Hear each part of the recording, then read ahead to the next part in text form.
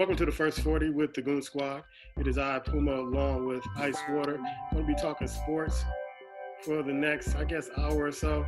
We haven't been on a recent show, so a lot of things have happened in the sports world. So I want to say hello to my man, Ice Water. How you doing, brother? Good, brother. Yourself? Doing great, man. Fighting this head cold. And Uh-oh. trying to sweat it out and do whatever I need to do to get rid of it. But I'm not seeing anybody. I'm not around anybody. So I'm not trying to get anybody sick. But let's go to sports, man. The NFL started yesterday, and it was interesting. I want you to say some of the things that you were texting me yesterday about the rules and any kind of things that kind of stood out before we go to some key games or teams or players that stood out. Well, I hate, I'm not a guy that really wants to talk about the referees, but I don't think the referees should determine games, and that was my problem, really one. And I know you might say that because I'm a Dallas Cowboy fan, incognito, but the play where the guy had the ball catching it at the 19-yard line, and they were tussling, and they called offensive pass interference. That clearly will at least allow Dallas to at least tie the game, if not win it. Yeah. And that was there. The other one was the offensive pass interference call in the Bengals game versus Cincinnati versus the Los Angeles Chargers. And it was crazy. A.J. Green and the cornerback, basically tussling. You watch it, they both had hands on, okay? Then somehow or another, because A.J. Green got the last shot, he catches the ball after he pushes off. I mean, they both have been pushing off, catches it for the which would have been the game-winning touchdown. You're right. It's allowed it. I mean, those two games are like, don't do that. Don't do that. You know what I noticed about those two calls? Mm-hmm. And if you watch it again, and hopefully the viewers will watch it again, that the two cornerbacks really sold being pushed off. They kind of did the jerk back, right. And the referees almost had to come out the pocket with that flag, with seeing the guys kind of jerk back the way they did. And I know Ramsey and the cornerback in the Cincinnati, the Charger cornerback, they really sold that they were pushed off. And I think that might be a emphasis this year about offensive pass interference, because let's really be honest. I know for a fact I've seen a lot of different receivers push off and it's never called. And you're like, when they're going to call this? The most famous, the Cowboys with Drew Pearson and the Minnesota Vikings many years ago. Go look at the videotape, but that was a classic push-off that was never called. So maybe that's an emphasis, man, that they're working on this year. Interesting. You might be right, but okay, I get that. I've always said the Drew Pearson catch was an offensive interference. I've always said that, so I don't have a problem with that. My problem with the other two that I mentioned yesterday was the factor that when you watch the plays initially, they're going back and forth. Okay, there's hand-to-hand combat, if you will. They're jostling amongst one another, and then as you said, the guy goes like this. But initially, if you're the referee, you are watching them as they come into your area, correct? Right. So you see them positioning themselves and pushing off. Then all of a sudden, one guy makes an initial, like a knee-jerk reaction, like he's been shot or something, then you give it to him. See, that's my problem, because you know as a former player, and then as a guy that's probably reffed as well, when those receivers come into your space, you start to watch what's around. So therefore, if it was just A.J. Green pushing off or the Dallas receiver just pushing off without no contact, then yeah, I'm with you. But that's football. Guy, unless it's blatant, right? Yeah. Guy going back and forth with the hands and, the slapping, and then all of a sudden one guy like, hey, get off of me. And you just don't give it to him. It has to be blatant. And I don't think there was enough in both of those calls for that to happen, and for it, especially at that time of the game. Those are game-winning plays right there, literally. I know we're going to talk some NBA, but the NBA is kind of doing that too, where if you saw a few games, last-second shot, people were being called for fouls. I always complain, like, a foul is a foul is a foul, no matter what time of the game it is. And I couldn't say anything when, Jimmy Butler was fouled at the end of the game and won the game in free throws. And there were some other games in the NBA in the bubble that, the games were decided based on a foul call at the last few seconds of a game.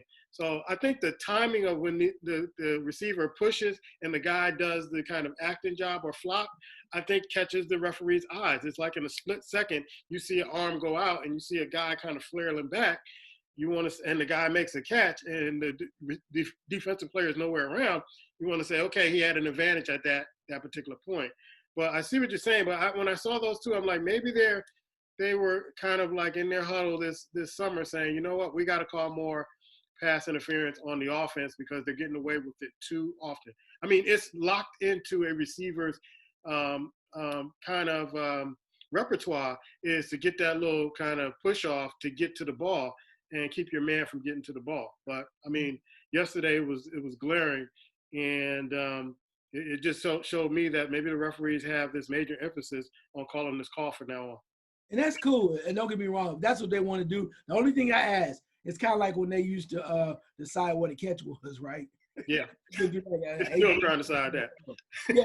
But with that being said, that's okay. If they change the rules where they're going to call more offensive pass interference, just be consistent. All I'm saying is don't let me go to week 4 and now you're calling it a different way. It's kind of like basketball. You know, when you're coaching kids in basketball, I'll coach kids over the years, and they always complain about the referee cheating or something like that.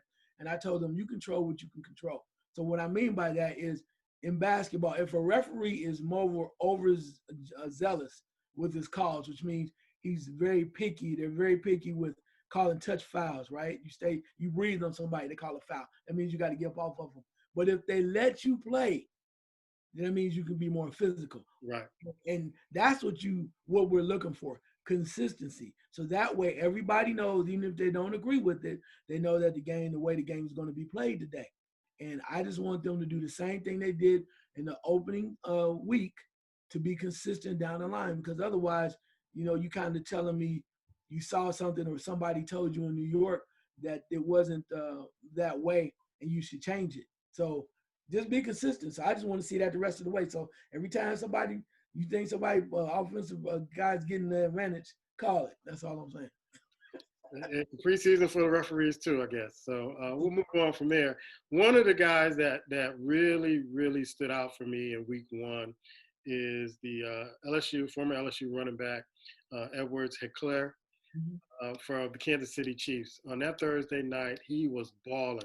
I mean, now Kansas City has a running back with all the weapons they have.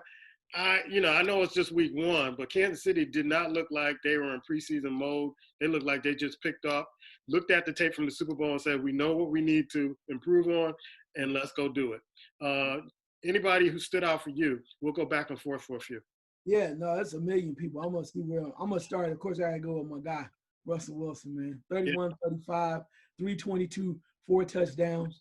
And the thing that's really important there is you're battling against, we thought it was going to be a shootout with Atlanta, which it was. Well, Matt Ryan throws the ball 50 times. Yeah. And he was nowhere near as accurate as Russell Wilson. In fact, the most important thing that was really, that was glaring to me is that Seattle often focuses on running the ball. They like to get the ball. They like to run the ball about 20 times. I think yesterday they ran it like 13 times combined or whatever it was. But Coach Carroll was like, Russell was on fire. He was on fire. And with that being said, he threw the ball to 9 different receivers. So, yeah, I'm with that. So, yeah, no, I like him. I mean, I think, he and the wife had another baby, and he just seemed like he's happy around the house. He played better, and I don't know what it is. Maybe he seems like he's in a very good place. Yeah, very good space, man. And they got some weapons, too. So he's like a kid on Christmas Day with all these toys, and he's playing with all of them. The other game last night with the Los Angeles Rams and the Dallas Cowboys, what really impressed me with the Rams is that they ran the ball 40 times. I mean, they were just pounding the ball. It seems like they are set to kind of relieve pressure off of Goff and go to the running game a little bit more. I don't think if Gurley was in that backfield, they would be running that ball 40 times. Yeah, I mean, I can see that. Plus, too, they have a 3-headed monster. I mean, one of the guys, I think I'm not sure if he played last night, but 2 of the 3 guys played. And if they can do that, then that works for them. And they're going to go back to that hardcore bruising type football like they used to play in Chicago. But maybe that's the way to go because we've seen that you put too much pressure on golf, you ask him to do too much, that can be a problem. So maybe you kind of balance the offense out and make them have more of a balanced attack and makes them a better football team. Okay. Any teams or anything stood out for you in week 1? Yeah, man, the Baltimore Ravens. Wow. Lamar Jackson was accurate. The defense was rolling. They had Cleveland. Their heads, the quarterback's head was turning around on the swivel, and the defense was coming after him. And then they showed you the depth at running back. I mean, J.K. Dobbins, 2 touchdowns. Mark Ingram's the guy, but they're loaded all the way around. And the way that Jackson was spreading the ball around. When Willie Snead, and no disrespect to Willie Snead, but when Willie Snead is catching key passes and scoring touchdowns, hey, the Ravens are rolling. Yeah, that's trouble. You know what I'm saying? Because you got Mark Andrews at tight end, and then you got Hollywood Brown. Man, so yeah, they are loaded. They're hyped up too, having a lot of fun, and they're going to be interesting to watch the rest of the way. Like I said on our NFL pick shows, I think that this coaching staff and this team, when they had that statement that they really kind of didn't play their full speed in that playoff game, I think that is eating at them, and they want to get off to a great start. They did with Cleveland.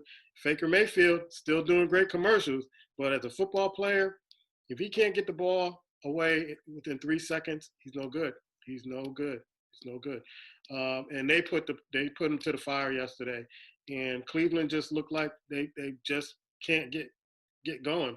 Another team that just can't get going. These are teams, and I know I picked against Chicago, but I saw the game with Detroit, and there are two teams I want to talk about, Detroit and Cincinnati. But Detroit, whoever that number 32 is, I don't even want to call his name. How do you miss a pass in the end zone when the game is on the line? That's what you practice for. That's what you become a professional for.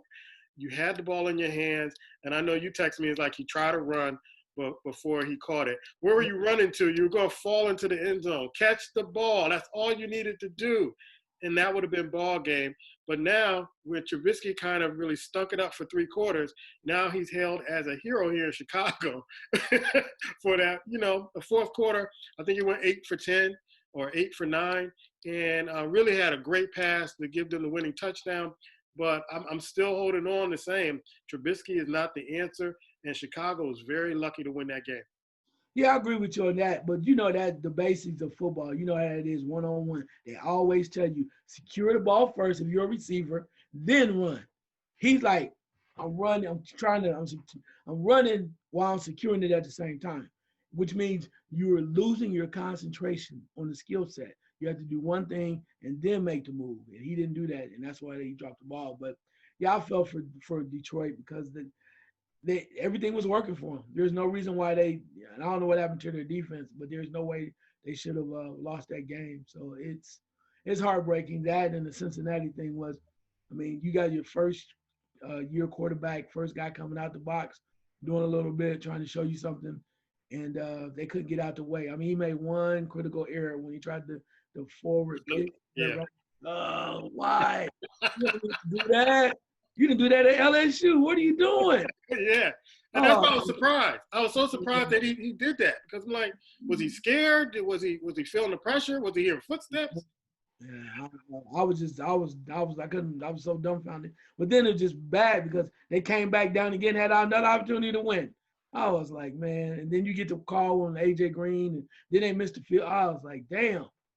I want to see the medical report of the kicker, because I don't believe he was hurt. I think he kicked that ball. He looked and said, "Oh, this is going to be bad. Let me hold my leg before people blame me." Okay, yeah, whatever. But I'm surprised kickers haven't done that in the past. Like, "Oh, I was hurt. Something happened, and it messed up my mechanics." But when I saw that, we were doing another show, and I had to put myself on mute because I was laughing so hard when I saw that. I'm like, wow, he missed it really bad. And then you saw him like reach down, grab his leg, the kicking leg, saying that he pulled the muscle or he had a cramp or he strained a calf or something like that. I want to see the medical report on that, because Cincinnati got a quarterback. They need a line, but they got a quarterback. Joe Burrow is the truth. And he willed them back into that game. And it's got me thinking, I don't know who to pick between Cincinnati and Cleveland next week, because Joe Burrow is the truth. If they can get a line around him, he got some weapons with Mixon and Green. But if they can get a line around him, that guy's the truth. Yeah, yeah, he is. I mean, he played as well as can be expected, because you knew that the pressure was coming because of his inexperience, and particularly with the Rams. The Chargers defense. But considering everything involved, first time, he played a hell of a game. Yeah, I think a game they should have won. But we'll see. They do need a line, but I think he's going to have practice. But the receivers are going to have to come on and give him a lot more. I think it'll be a lot different though, because you're not always going to face the Rams defense, right? Not the Rams, but the Chargers defense. Yeah. And then too, the way Mixon couldn't really get off the way he wanted to as well. So you probably went against one of the best defenses in the league. So I think they're going to be all right. All right, a question I have for you, and this will be our last NFL kind of talk before Wednesday when we do our NFL picks on YouTube. So you folks want to stay tuned for that right here on this YouTube channel. Is Tom Brady this bad, or he's just a systems quarterback? Because he didn't look like the Tom Brady that we're used to seeing, with the New England Patriots. And maybe the Patriots gave him a system he could work under and look like terrific Tom. But yesterday, through a couple of picks, and I'm sure some of the Tampa Bay faithful who wanted Winston back at Tampa Bay was saying, he's just like Winston. He's throwing picks too. But the New Orleans Saints really kind of their defense stepped up. And then it seemed like Breeze was kind of in and out, but they did just enough to win that game. Yeah, I'm not sure. I'm not going to put that on Brady to say he's a system quarterback. I think he's actually a great quarterback. I think part of the issue is it takes time for his chemistry. I mean, let's say Mike Evans is not fully healthy, so he's not running the way he's supposed to, and you can practice and throw balls up on the field, practice all day long, but it's a different mindset when you're on the field. In the game situation. Yeah, when Julian Edelman, they just didn't have instant chemistry. You had to develop that. And that's not an excuse, even if they lose so many games or whatever. But I think it's going to take time. But I do think down the line they'll be better. Are they Super Bowl contenders? I'm not sure about all that. But I think once everybody gets it together and comes together, they'll develop a chemistry. So I'm not just going to call him that because they had one bad game. I'm not going to do that. And the Saints defense, let's be real, they were up for the challenge. They were excited to go against Tom Brady and his crew and show everybody, no, you're not doing that over here. So I think that's something that people, give them a little time. I think they'll be all right. But I was interested to see real quick the effort of Leonard Fournette. I think he's going to do all right down there because I think he got something to prove. I'll give him 4 more weeks. 4 more weeks before he pull up with a cramp like the kicker. Where was Gronk? Where was Gronk? I mean, they made these big kind of deals, and Gronk, I couldn't find him on the field yesterday. Can we say something though? I mean, this is just my opinion. What they brought Gronk in for is not to give you energy to score touchdowns every week. I don't believe that. I think what they brought him in for was to get these other guys acclimated to the system, what Tom likes to do, and then when needed, and this might be in crucial games or whatever, they're gonna put him out there. But let's be real, they have 2 top-notch tight ends. They got Braid over there. Mm-hmm. O.J. Howard showed up yesterday, got a touchdown. They have quality receivers. So if you really think about it, Gronk is probably he's not the marquee guy. Whatever he brings is I think that's how they're gonna roll with it. So granted, they made the moves to go bring him back out of retirement, but I never thought that he was gonna come out and supposed to be the number 1 dude or number 2 dude for that matter. I think he's a add-on piece. That's a very nice add-on that in cases of emergency break the glass, and there he is. One other thing about the Tampa Bay team is that I didn't see that they made any kind of really great improvements on defense. And that's going to be a key for them. Can they hold a lead or hold teams from scoring and give that offense everything they need, field position, all that other stuff to score? and win ball games. Because you saw Sue on the sidelines every now and then, but nothing about that Tampa Bay defense really scares me at this particular point. We'll wait and see. We'll talk more NFL football on our NFL picks week 2. Wednesday, we'll put that on YouTube. Let's go to the NBA and the NBA playoffs, man. Before I go to the playoffs, man, life in the bubble. I know that I said that this wasn't going to work. They finally got it working, unless they're not telling us everything about who's sneaking in girlfriends or side pieces in the bubble. But it seems to be working. Toronto, to me, seems to have missed Kawhi Leonard, and Kawhi Leonard misses Toronto, because it just seemed like he can't get it together. He's playing really well, but he doesn't have the team that he had in Toronto. And it seems like Toronto is making some bonehead plays. And number 24, I forget the guy's name for Toronto. I thought, and I text you, and I know I wrote it in my notes, he blew that game for Toronto. He really blew that game for Toronto because he made 2 crucial errors. And I know you're a basketball coach, and I know we both play basketball, and I could hear the coach screaming as this guy was doing it. The one error that I thought he made in that game against Boston, game 7, is that he's a 1-on-2 break, and he's trying to be the hero, and he gets his shot put up against the board by Smart, which wasn't a great. I think it was like 50-something seconds left in the game. And they're down by 2, 89-87, and he's trying to play hero. Why don't you pull it out, get a good shot, maybe an and one shot, or a good clean shot at a three-pointer, or a high percentage 2-point shot. But he didn't do that, got his shot blocked. Then on the way down, Boston's Williams gets fouled. He misses 2 free throws. Mm-hmm. I know you as a coach, when you're on the foul line and you have 2 of your guys down there who are ready to get, I think it was Sakan, and I'm not sure if it was the other dude, number 9 on Toronto, down there waiting for the rebound. Number 24 decides he's going to go in and try to play hero again, get the rebound, and did not block out Tatum. Tatum gets the ball, he fouls Tatum, and that was the ball game right there. That was the ball game. 2 crucial mistakes, and I don't think they make those mistakes last year when they had a solid team, when they had Kawhi. They did not have a go-to person in this game 7. It seemed like Toronto was trying to figure out who the go-to person was. Last year, it was Kawhi. This year, you have no idea who it was. Yeah, starting there, I think, I thought Kyle Lowry was supposed to be the guy. He played one hell of a game 6 to get him there. But game 7 was totally different. Siakam, all regular season, was really one of their top guys. But as I said before, the postseason is totally different. You never know what you're going to get. And I do agree with the factor that Toronto could have definitely used Kawhi Leonard. I think that he was one of the catalysts for them to playing together, because he didn't need them to be heroes. This year, Siakam had to try to be a hero. He had to be a leader. You also had Lowry that really stepped his game up, but still there's a difference between being a consistent player like that and then still being a leader to take your team to the next level. Maybe that's something he needs to continue to work on. And it's tough because you have one of the all-time, I consider one of the all-time great leaders in Kawhi Leonard. When he changes, he makes other people better. And I think that was part of there. But you mentioned earlier about the Clippers, not having the team or the talent that maybe he had in Toronto.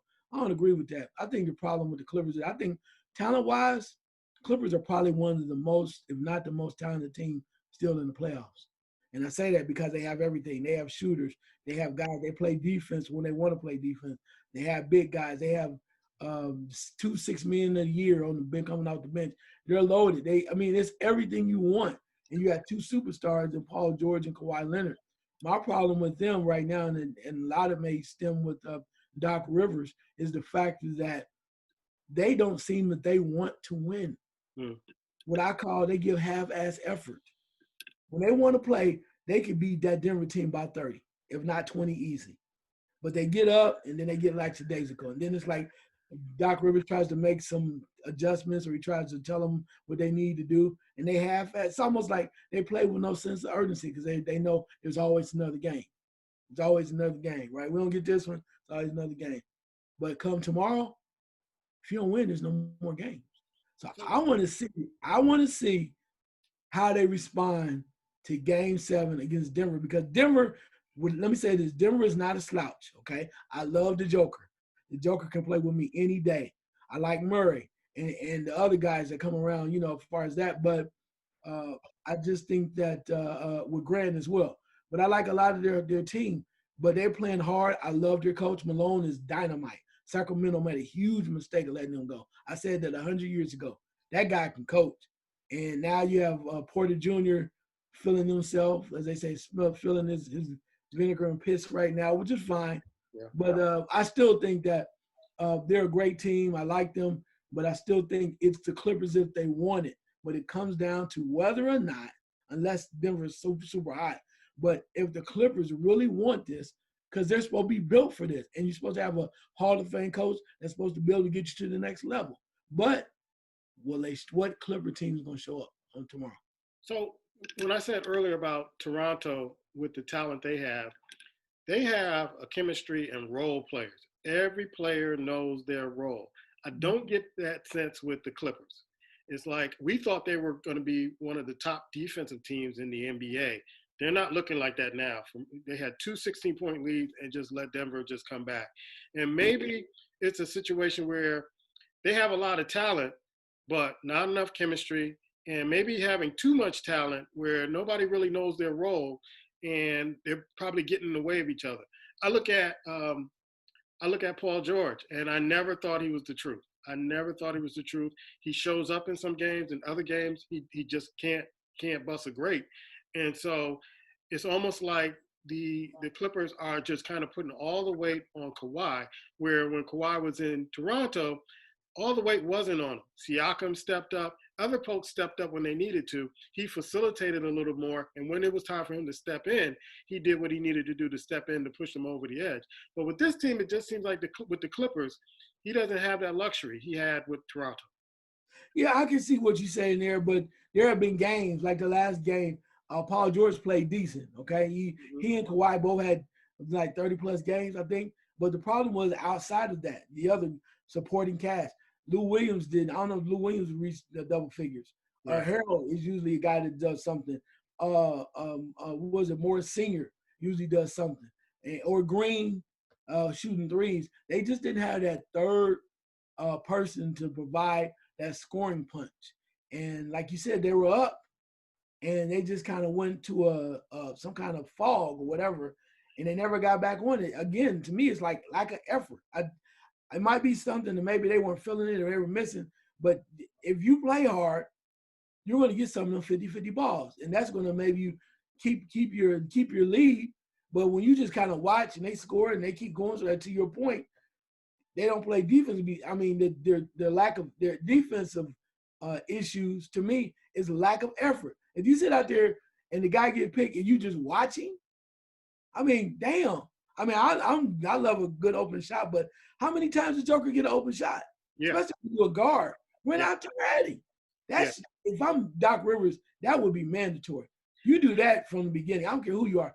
You get out there and you press that ball, so then you at least put a barrier between that person. You just don't have a free open shot. Last thing I want to say about these two teams is that in Toronto, you saw in that Toronto-Boston series, both teams fought. I mean, they fought. I mean, you may not have the most talented players, but they're going to fight you. They're going to do whatever they need to do to contribute. You just don't see this with this Clipper team. You just don't see it. Not that fight to say, I really want this. And you're right. It's like, I don't know what's happening. 2 games in a row, they're up by 16, maybe just cruising, thinking we got this team beat. And Denver just puts on a show and show that they are the team that's more hungry. How about the Houston Lakers series? And one of the things I was texting a buddy of mine who was really high on Houston, I started noticing things on Houston. Houston doesn't run any offensive plays. Here are the offensive plays.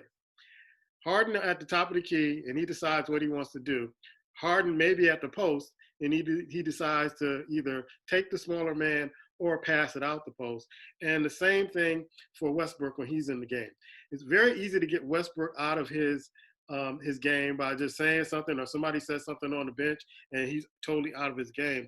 And the other thing that I noticed is that Houston Rockets weren't protecting the perimeter, and they made the LA Lakers look like they were the Golden State Warriors hitting threes. It was like the Lakers said, we're going to practice our threes this game for the next series.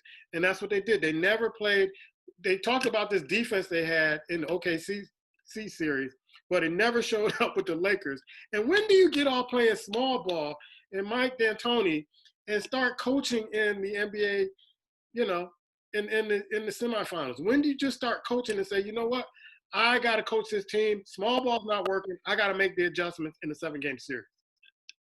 Yeah, it makes you wonder there. But, I think the matchup was bad for them all the way around, as you mentioned about small ball. Say what you want to, Anthony Davis is a handful. If you're 6'8", 6'9", trying to check him, he can be a monster. LeBron James, when he wants to play big, can do that too. And then, of course, you have whoever else you want to throw in there when McGee's not hurt.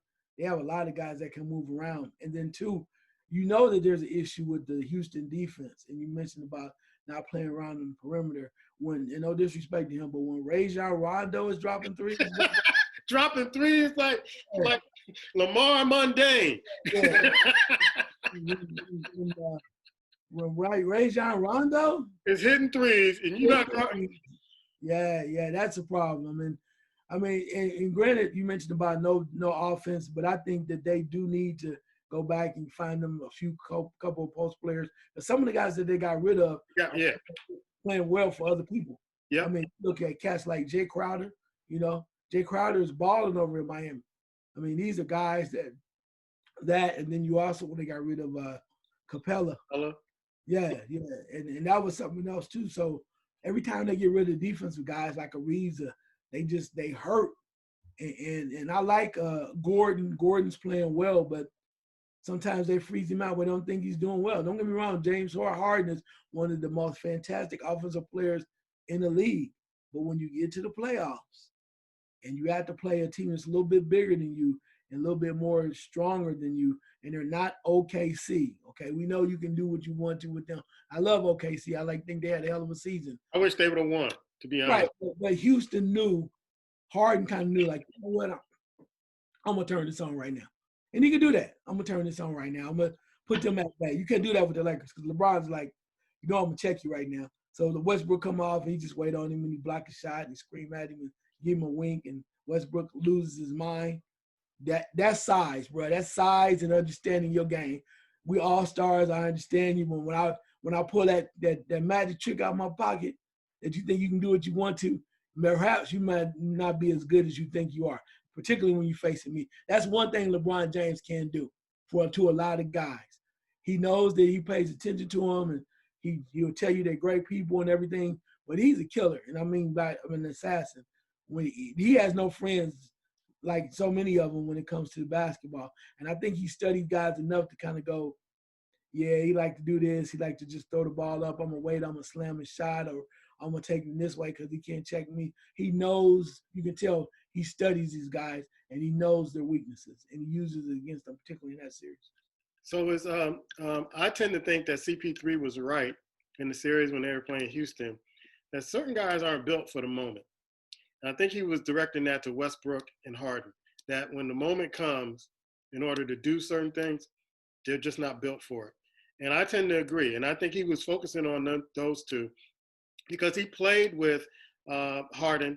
And, Harden comes to the playoffs, it's like, here we go again. This guy is not going to be the regular season Harden.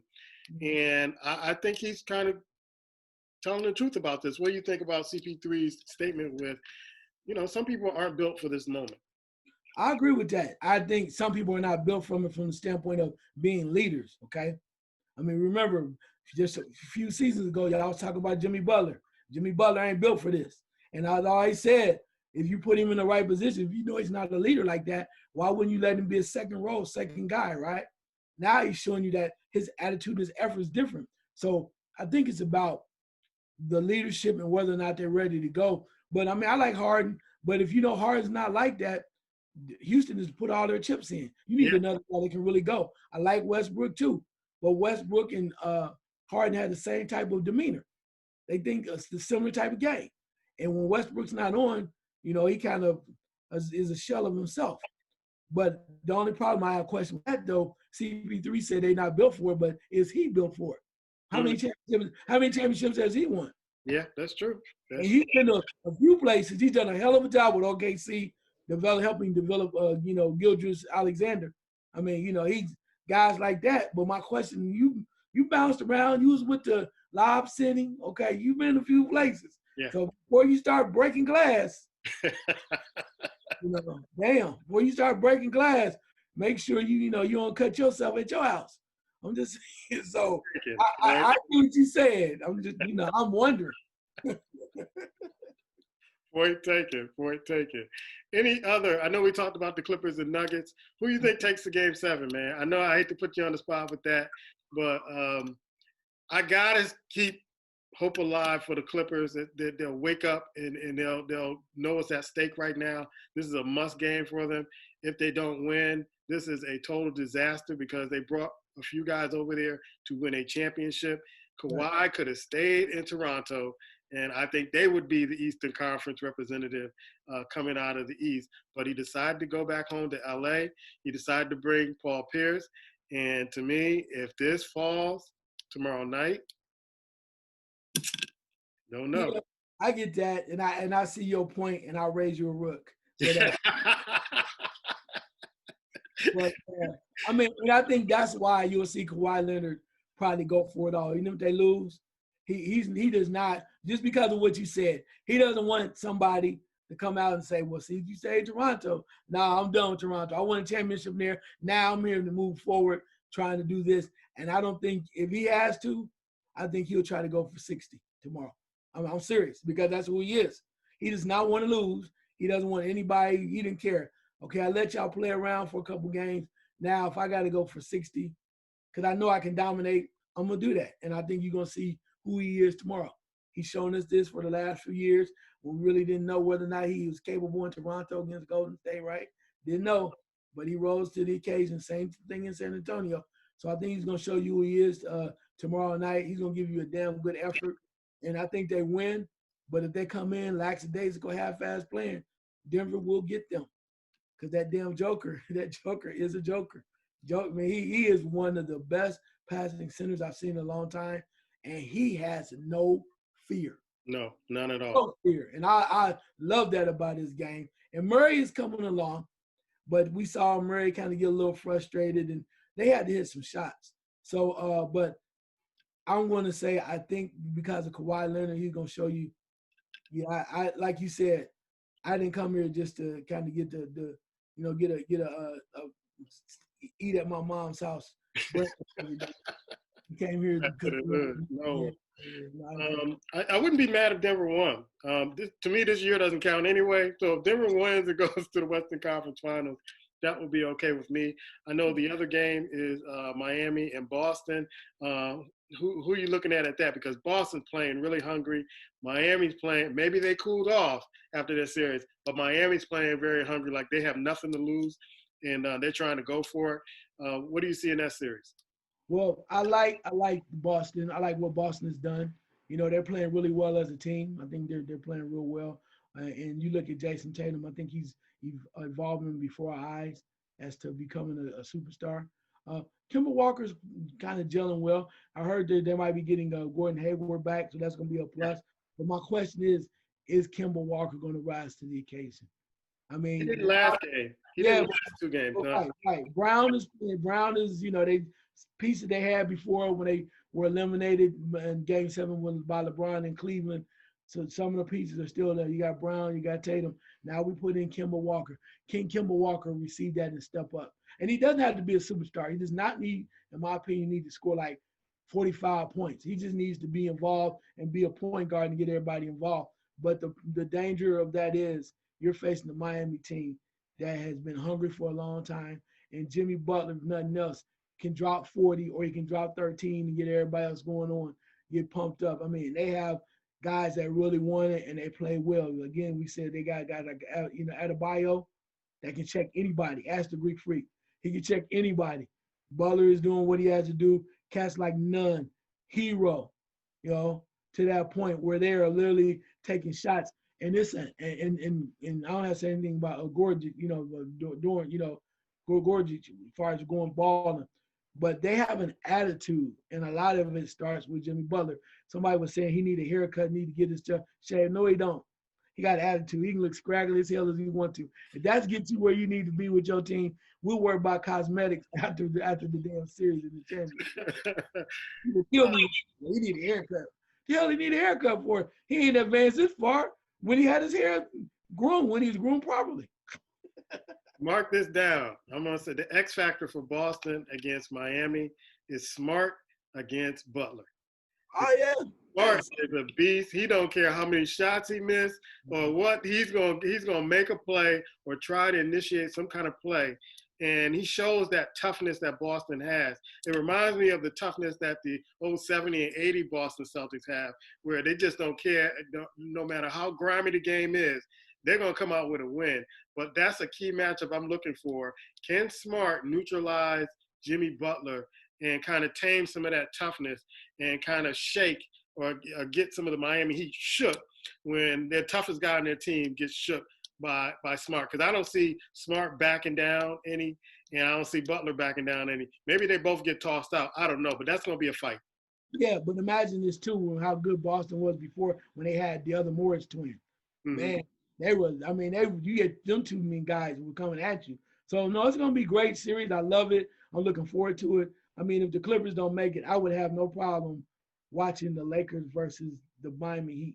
I think Boston is still a little young. And they'll be looking at LeBron gazing with, you know, star eyes. Jimmy Butler. Tatum dunked on LeBron. But he can't do it by himself. But they can't do it by themselves. So I don't know. It's wide open. But I would like to see, and who knows, maybe Boston will show up. Maybe Kemba Walker is going to finally prove me wrong that he's ready for the big time. So yeah, he better show up quick, because if he doesn't, Smart is going to be the guy. He don't care. I mean, he just doesn't care. He's going to go out there and do whatever he needs to take, whatever it takes to win and contribute to that team's win. He did it in that Toronto series, and he was taking shots where I'm like, no, but he'll keep taking them. He has no conscience. Oh, yeah, but he's making them. That's what I like about it. Yeah. He's taking them and he's making them, and that's what you need. You need a dog, a DAWG, to come in there and get those guys riled up, and that's what he's doing. So I like guys with attitude. I'm not saying you got to be a butthole, you know, come out and talk a lot, but just, you know, I'm in my space. Rodman was like that. Some people didn't never understand him, but he was like that. He come in there, grab that rebound, clear everybody out, and, you know, do whatever he did. But when you understood him, you never would meet a harder worker. Right. Let's talk about college football, man. And I know we texted the other day, and college football just is not the same. I know there's some reports that the Big Ten and the Pac-12 are trying to rejoin and get back in time for the playoffs. What are your thoughts on that? Is that going to happen? And can they do it? I'm not sure. I know they run out of time, because some people talk about November. If you start November around Thanksgiving, I think it's too late, because the other teams will be primarily through their seasons. It would be nice to, whatever they decide to do, I think if they want to play, it'd be nice to allow these guys who've been preparing to play football, because now you're seeing that it's working, right? And I guess we have to go with the test, whatever. But how can you, and I said this before, on Saturday, I live in Columbus, Ohio, home of The Ohio State University. 12 o'clock, 1 o'clock came on. I turned the TV on. I'm watching football and realized the Ohio State Buckeyes are not playing. Mm-hmm.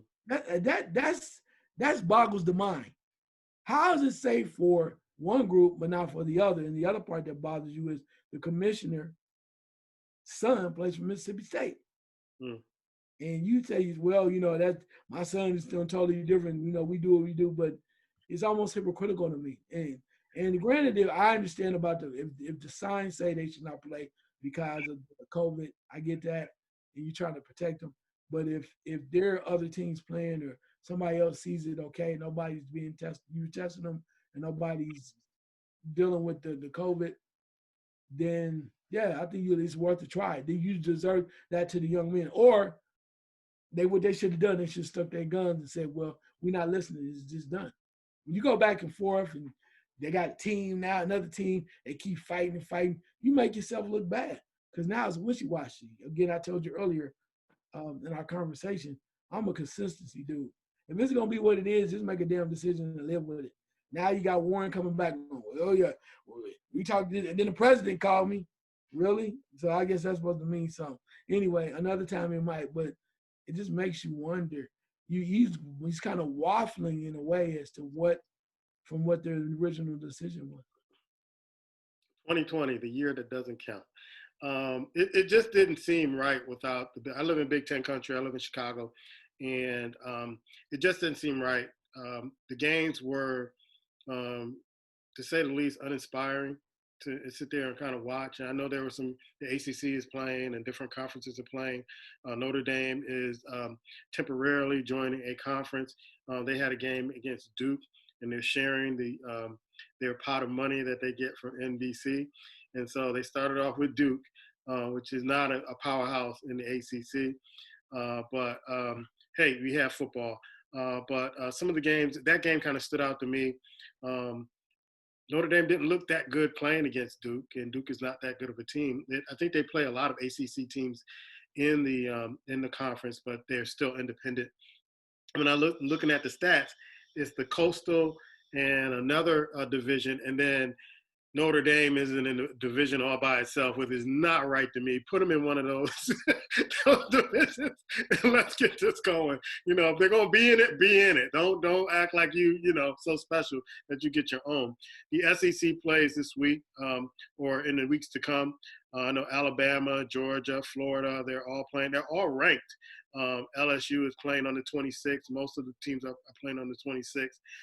Auburn against Kentucky, which should be a good game that I'm looking forward to. But anything that kind of stood out in last week's games, because it didn't really stand out to me because, I've lived in the Midwest for a while now, and I'm used to Big Ten football. I mean, I love the ACC and the SEC, but I'm used to 11 o'clock here.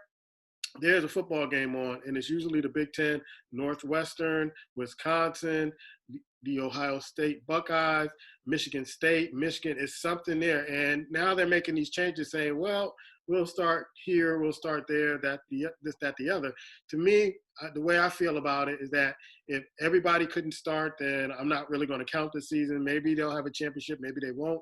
I'm not really going to count the season because it's under a circumstance that we couldn't control, and it wasn't fair to everybody in college football. Yeah, I'm with you on that. It was, again, like I said, I live in Columbus, Ohio, and it was quiet as hell around here. People were at the mall doing other kind of stuff. I was like, what? But the games that I thought were impressive, I'm impressed by the underdog. Georgia Tech came back and beat Florida State. That was impressive. Louisiana over Iowa State. Yes. And the one game that I really was impressed by, because they have a hell of a wide receiver, I can't think of his name off the top of my head, but Arkansas State or Kansas. They have a wide receiver that, and I'll have it for you on Wednesday, that is probably going to play on Sundays. Yeah. Something like that, yeah. The Santa Claras, Coastal Carolina beats Kansas again with Les Miles.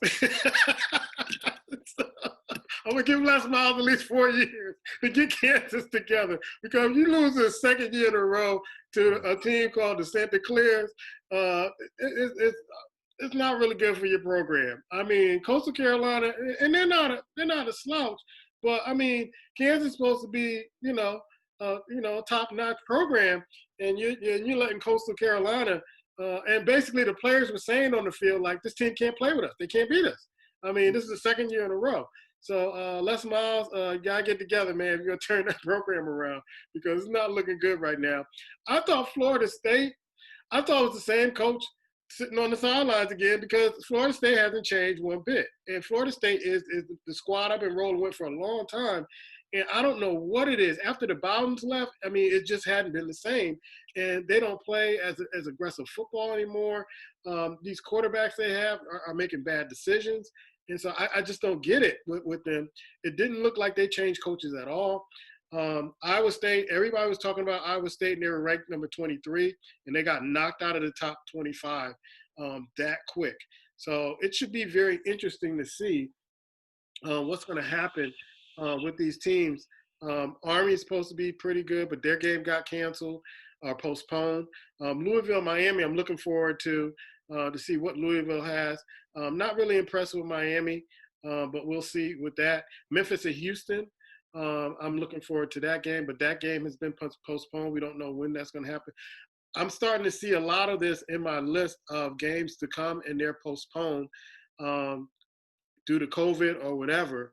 I'm not sure. I'm going to try to – I'm not going to be a Debbie Downer on this one. I'm going to try to enjoy football as long as we have it, because a lot of these teams might have to postpone games due to the COVID virus. The other game that I thought was really, really good, and they're making a little bit of noise in the ACC, is North Carolina, and they played Syracuse. And they're talking about North Carolina being maybe the third best team in the ACC behind Clemson and Notre Dame right now. But they're saying Notre Dame and North Carolina are pretty much neck and neck, and they got to see when these two teams play down the road who's better in the ACC. But any other teams or games that you're looking forward to see in college football?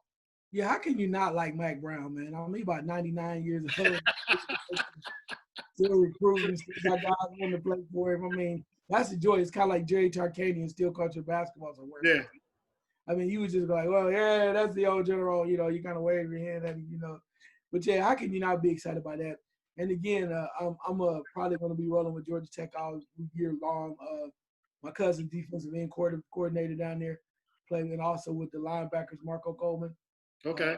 Won a national championship with them and played the league for years. So I want him to do good, and I want him to keep his job. So go, Marco. go Jacket.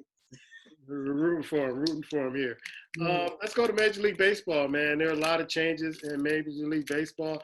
The team I thought was going to kind of just take it all, and it's going to be a runaway season. The Yankees are struggling with a 26-21 record. The Tampa Bay Rays always gives the Yankees problems. They lead in the American League. The Atlanta Braves lead in the National League. The Cubs lead in their division. The White Sox, they're leading in their division in the AL Central. And let's see here. The Los Angeles Dodgers and the Oakland A's are leading in their division. Give me your eye test on baseball, because I know for me, I have to be honest, it's really hard to get into baseball this late in the season when you got basketball and football. And let's not even start with the WNBA. They have been forgotten and lost in the shuffle with all this. I think they're going to their playoffs, and nobody's really kind of talking about it or noticing. But let's stick with baseball first. Yeah, well, I mean, from the standpoint of, I'm not gonna lie, I'm usually Mr. Baseball, but they have not done a lot to get the earn my right to view. So I've been watching the standings. I watched a couple games before, but Atlanta's playing well. I like Atlanta. I do. The Dodgers are just the Dodgers, right? Dodgers keep doing what they do. You mentioned Tampa Bay. I think Tampa Bay is on their way. Like I said, Atlanta is. Yeah, I like Atlanta, the way that they play, and Miami's playing well too. Yeah. And just because I want to see them, because everybody said they shouldn't be winning, I like to see the Phillies make moves. But just because the way it's all going, it's so wide open. I mean, the Houston Astros had injuries. They're not playing well. Everybody wants to see them do horrible. I'm going to tell you, I know this is off the wall, but I would like for a team like Tampa Bay or somebody that's never won before, since it's an off year, I like to see them win the World Series. Really? Yeah, just because, I mean, as you say 2020 don't count, I'm not saying it's not going to count for them. Oh, so you hate the Yankees that much that you'd rather see Tampa Bay? That's the way I'm hearing it. So what you're hearing is that you are such a Yankee fan that anybody says the Yankees not winning, you got a problem with it. I like to see a wild card or somebody totally different win it, since we know the Reds are not. But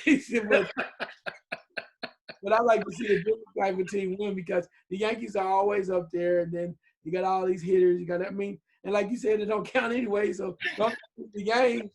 Let somebody else win. Hell, they'll put that up like you swear that they played 162 games.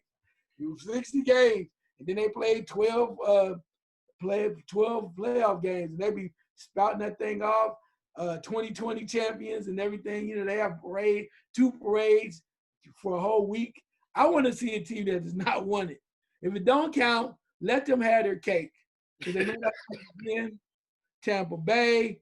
Atlanta's won before, but some other team, San Diego, but somebody that you just don't expect to win, let them have it and let them win and let their city for once feel good about it, even though it won't last long, because that it's gonna go real quick because we're gonna go through winter and it's back to spring training. So your little carousel ride is gonna be over. You're gonna stop the ride in a minute. So with that being said, why not have somebody like Tampa Bay win? Or Miami? Well, that would be fitting. The Tampa Bay hockey team and the New York Islanders. Tampa Bay seems to be winning that series, so they can't have hockey and baseball. Just one or the other, man. It's a crazy year. Why not? Tampa Bay.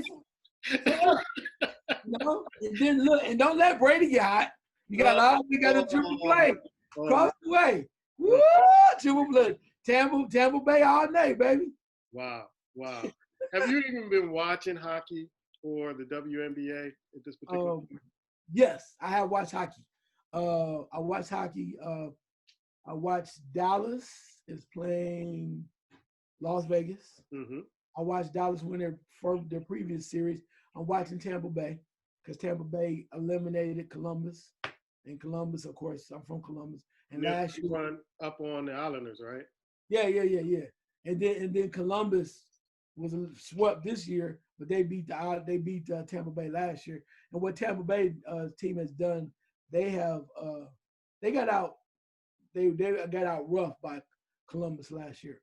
Okay. And they come out got them a couple goons. And now they're one of the most physical teams. So this series right now is amazing because you want to see like old school NFC Central football with the Rams versus the Vikings type thing. Watch Tampa versus the Islanders.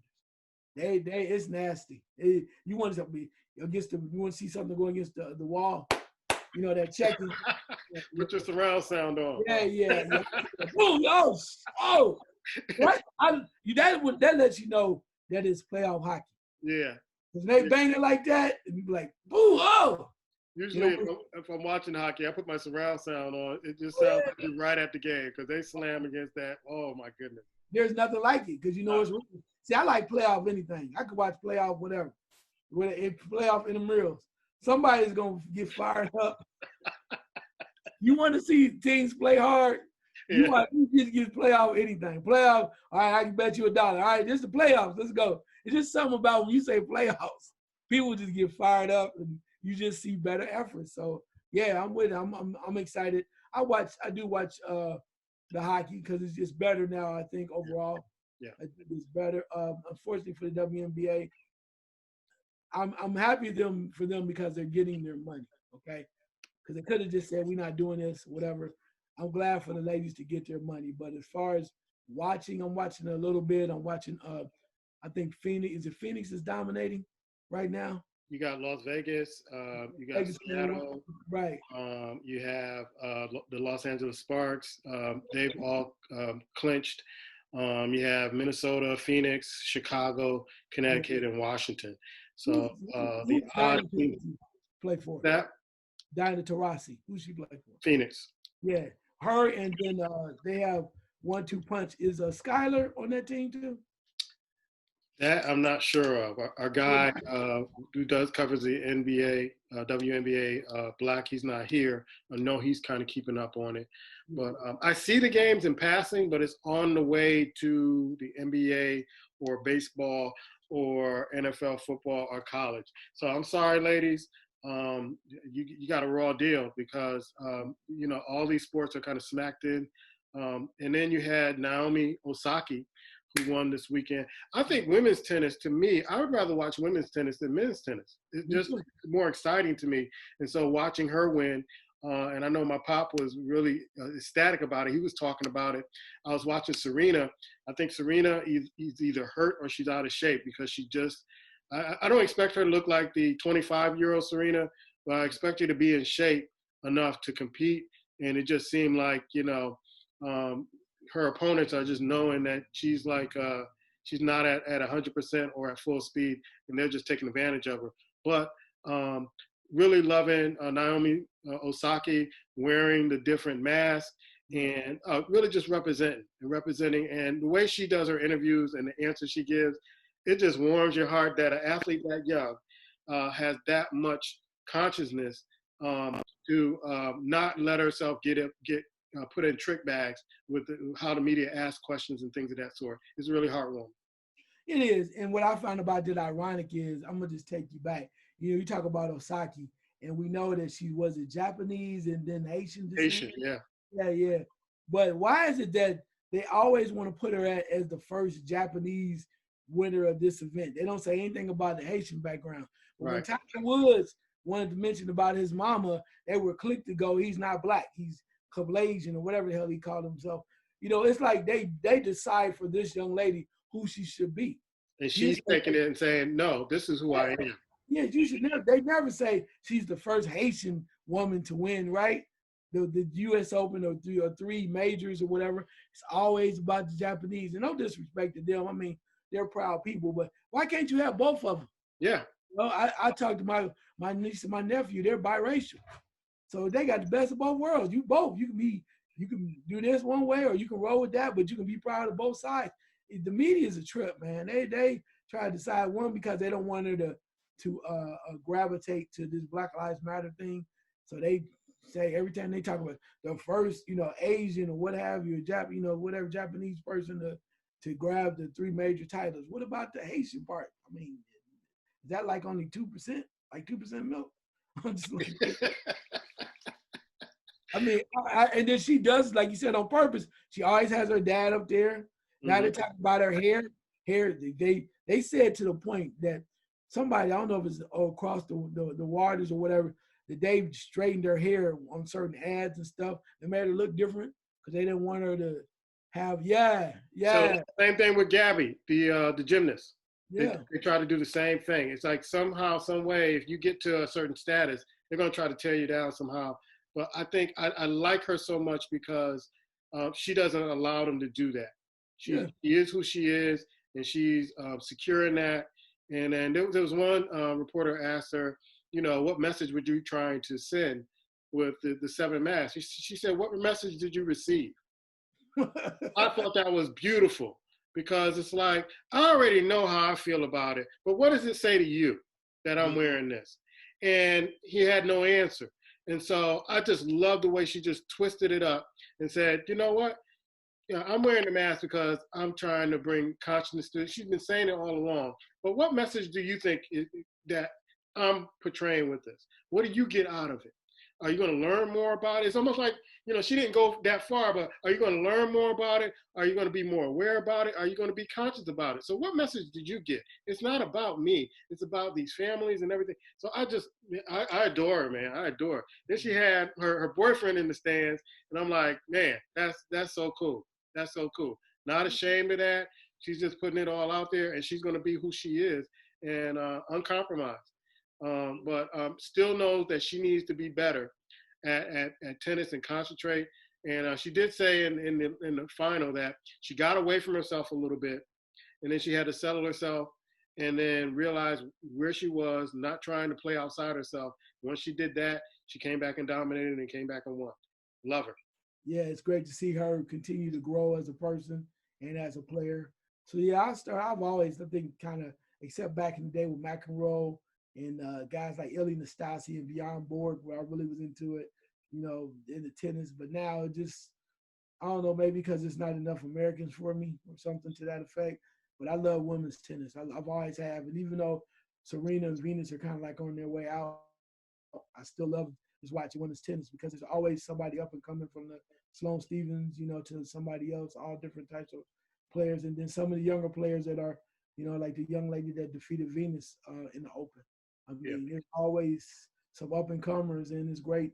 I like the women's emotions, that kind of thing too. I just like the way that they play and the way that they play and the way that they show the game. So that's where I'm at right now. It might change in 5 years, but that's where I'm at right now. Yeah, I prefer watching the women's over the men's any day.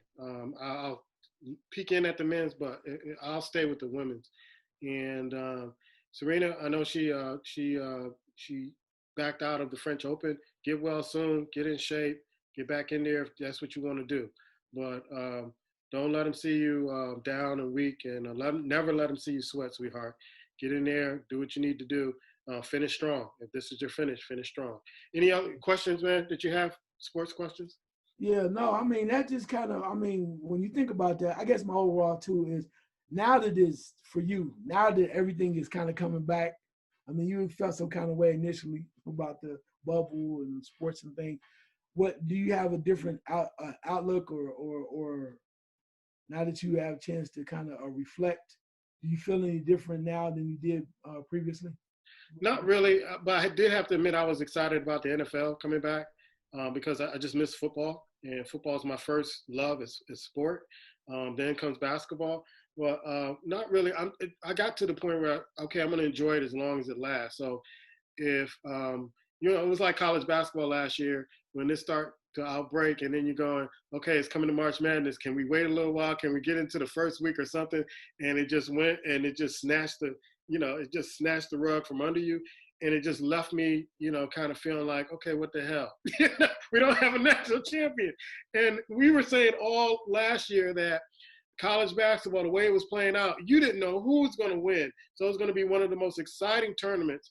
And so I guess the way I'm feeling is that I don't want to get so excited and so wrapped up into it, and then the rug is just snatched from under me, and then we're right back to where we were back in last March, where there's no sports, you quarantine, and it's back to Netflix or your Fire Stick and all that other stuff, or watching old games. I sent you a clip of Jordan and Lynn Bias and how they were friends back in the day. So it was back to watching the old clips of basketball games and stuff like that. So I'm trying to, I'm trying to be like Icarus, not flying too high towards the sun, so the wings will melt. Just kind of keeping it even, and not landing to the sea with sports, because it's kind of like walking on eggshells. Because football's a cesspool, and they're traveling from city to city. Somebody's going to contract the virus, and how's that going to affect the football team? Or if I was thinking about this morning, bro. If the NFL lied about CTEs, they'll lie about COVID.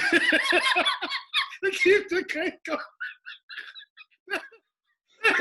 And Black always says they don't care. They'll lie about COVID just to keep the games rolling. So I wouldn't put it past them that they have people there to have it, and they go, listen, do not bring this to the press. We're going to handle it inside. You put your mask on, under your helmet, and you just keep playing. That's funny, but it's real. I can see that too. It's real. Yeah, I can see that too. That's funny, but it's real. So I guess my other question to you is, you were crossing your fingers and your toes because you want that March Madness, don't you? That really hurt my heart, bro. That really hurt my heart. I wrote an article on your webpage. It was going to be a little bit different. I think I was going to mention about March Madness and things about that and how I felt and how that kind of made me a little cynical about everything that's going on. But March Madness and the bowl games in college football, college basketball, those are my times of year where I just sit down and do nothing but absorb all the games and all the excitement. A culmination of everything that happened in that season, and it just didn't happen. So I'm just a little unfulfilled when it comes to college basketball, because you're looking at Dayton, you're looking at Kansas, you're looking at all these teams that could be national champions or not. And then we try to do something on our podcast with picking the teams and going back and forth. It didn't scratch that itch for me. I still wanted to see these teams just go at it and just play. We did have a national champion, by the way. Yeah, we did.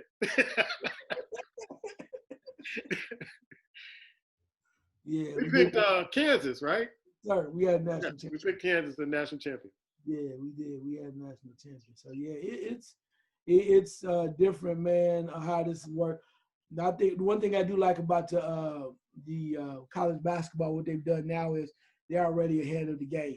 They already talk about bubbles, man. That's what I'm saying. Bubbles work, bro.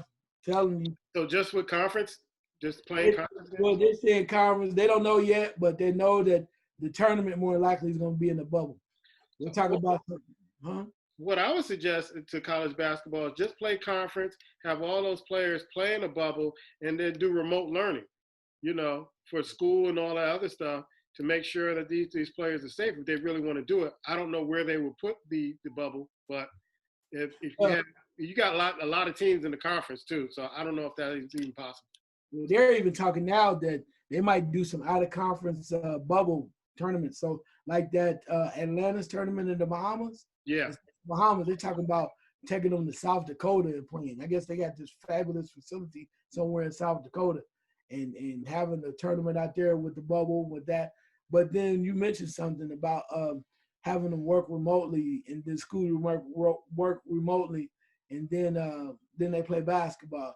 See, somebody was to say, all you care about is the athletes. Anyway, I think I heard that before, but I'm not gonna say where. I'm teaching remotely, so that's why the idea came to me. The students are in their homes or at work or wherever they're taking a class, and they take the certain classes. So I'm like, why not extend that to the athletes, and so that you can make sure that they're not going to parties and things of that sort, and they're still getting their education while they're practicing and all that other stuff.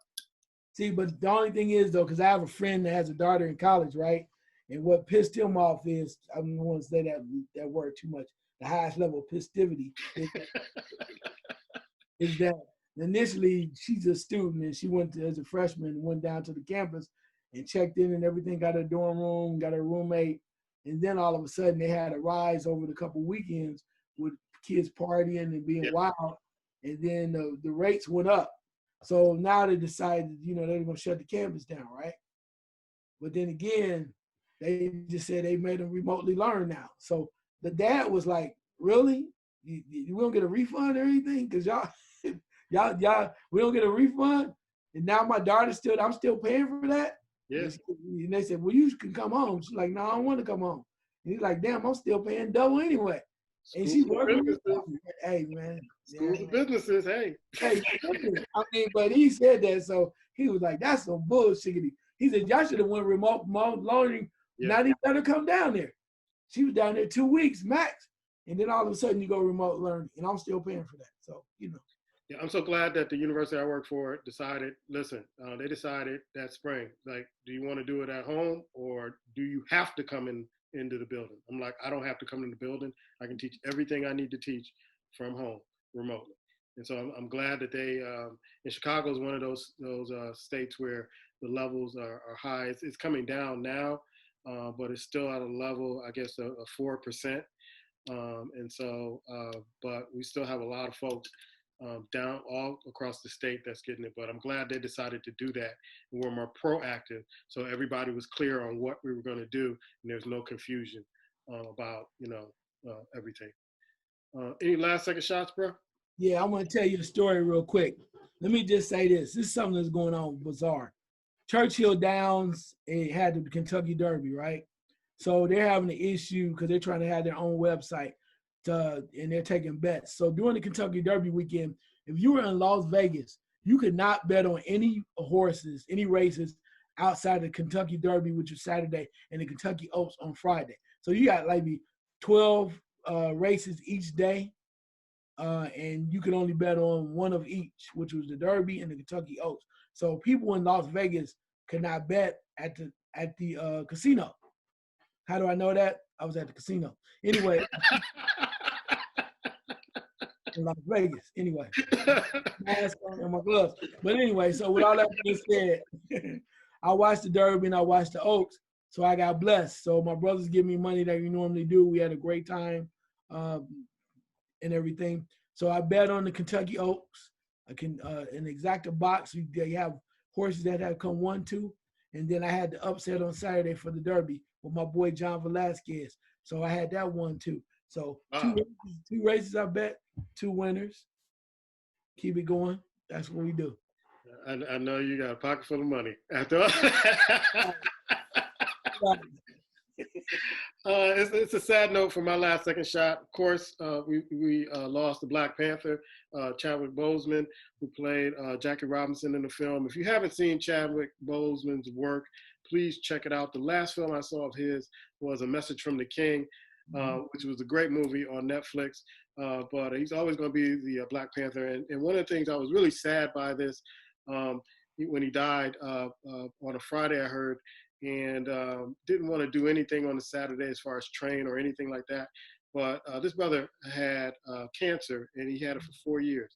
I said, what right do I have to sit down and not do anything when this brother was doing his best work when he was sick? We lost John Thompson, one of the great coaches in college basketball. And one of the lines that I really liked, and it kind of really capitalized John Thompson's kind of personality, especially towards his players. Allen Iverson said he would always call Coach Thompson on something, and he would answer the phone, and what you want, MF? And so that was John Thompson up front, one of the guys that you would love to hang out with. I love when he commentated games. One of my favorite, what turned me into a college basketball fanatic, was watching the North Carolina Tar Heels against the Georgetown Hoyas in that final 1982 game.